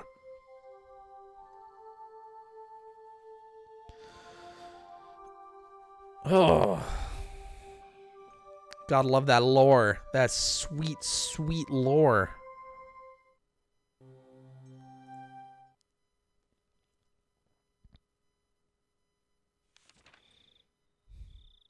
The alleged importance of the implements. I can't find anything that gives a concrete description on what the ritual implements were like. They were, however, real, and there definitely existed a multitude of different kinds. One source states that the implements used in the Watanagashi rite alone numbered 200. The obvious question, then, is why they required such a myriad of them. The rite of Watanagashi was to kidnap people through the demoning away, dissect them, and eat them. I believe the tools were for dissection and restraining, but 200 of them is far too many. Generally, tools evolve in such a way as to reach a solution for a certain problem. Once you've reached the ultimate goal, that is, attained a certain level of efficiency, the tool's evolution normally stops there. Regardless, why would they have created so many different kinds? One of the cultural elements responsible for diversification over time is that of entertainment. Tools used for entertainment would evolve over time and branch out. Unlike normal tools, reaching the ultimate goal would be more of a dead end, and in searching for the next goal, they would split into many different subtypes. So then, perhaps it is not a stretch to suggest that these 200+ implements had some entertainment value. This is just a hypothesis, of course, but maybe the human dissection process was viewed as a type of entertainment. The three families of old would develop one new implement, dissection tool, after another, and each was varied, novel, and attracted spectators to keep them from growing bored. It's not unimaginable. All of them have to be enshrined within that storehouse. There isn't much longer until the night of the Watanagashi. Though its original intent has been lost, I will reveal the secrets of the traditional ceremony night within the ritual storehouse. I can't restrain my excitement. Watanagashi cannot come soon enough. Okay, that was definitely Takano's journal. I probably should have been reading that in Takano's voice, but I really like my narrator voice, and I really like having reasons to use it.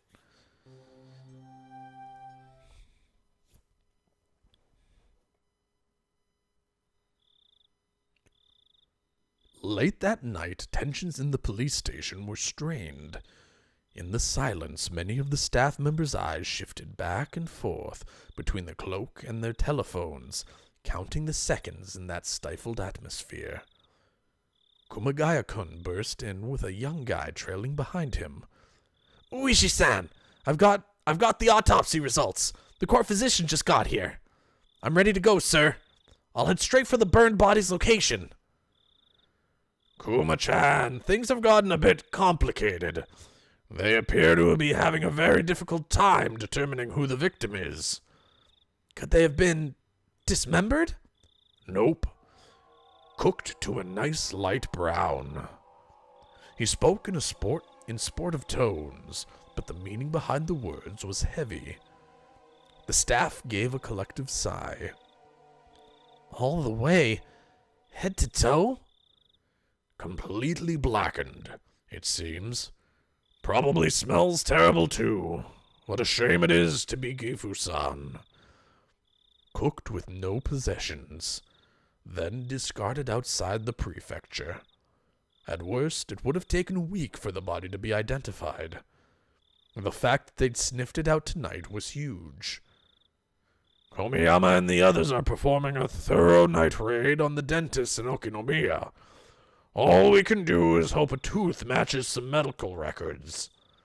Sorry. Could someone go buy me 2 or so boxes of strong cigarettes?" The young guy answered an affirmation and darted out into the hallway.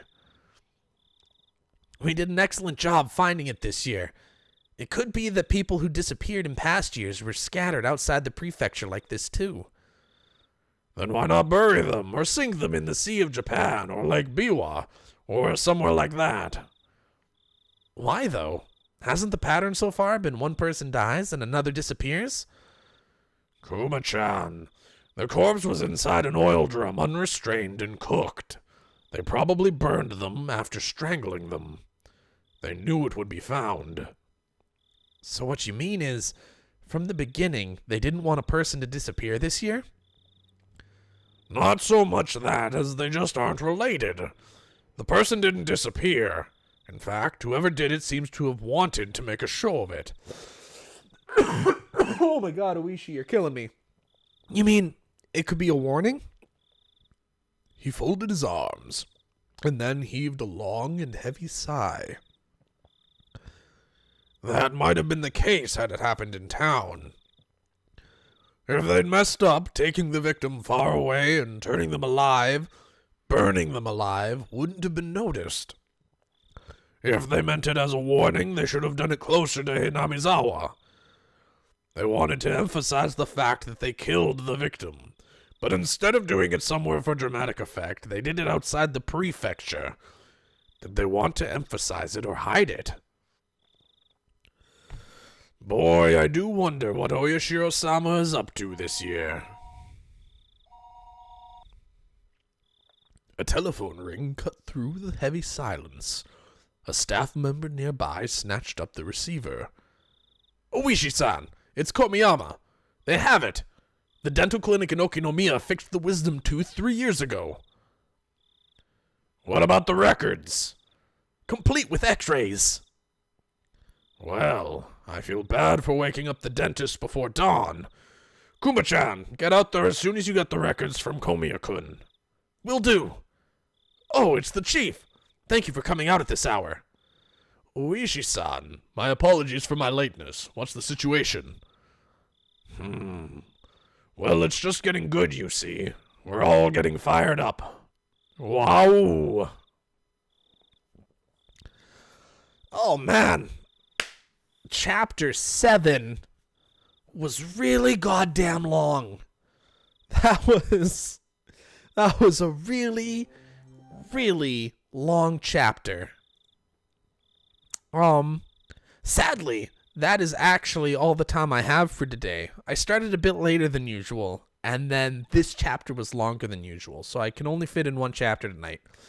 So, if you guys enjoyed this stream, please consider giving me a follow. Every single follow helps, and I appreciate every single one. And if you're watching on YouTube, please consider subscribing to the channel so that you know when the next videos come out. I'm trying to upload daily, and hopefully that keeps up beyond this video and into the future. If you're watching this like 6 months from now, hopefully I've kept up. I don't know yet. That's the future. But yeah. Also, like the video. Likes help so much. It shows interactivity, and it makes YouTube show my video to more people. Because if people like the video, that means people who like Higurashi are more inclined to like it, and so they should watch it. And that'll make them stay around. And the whole algorithm thing. It's very minor help, I'm sure. I keep bumping the microphone, and I feel so goddamn bad about it. But what was I saying? Likes. Yes, liking the video helps a bunch. Also, leave a comment down below. I don't know what you should leave a comment about today. Do you think the noise really happened? Do you think the tales of the Watanagashi are true? Leave your comments down below. Hell, just tell me I'm bad at reading. I don't know. Tell me something. Leave a comment. Talk to me.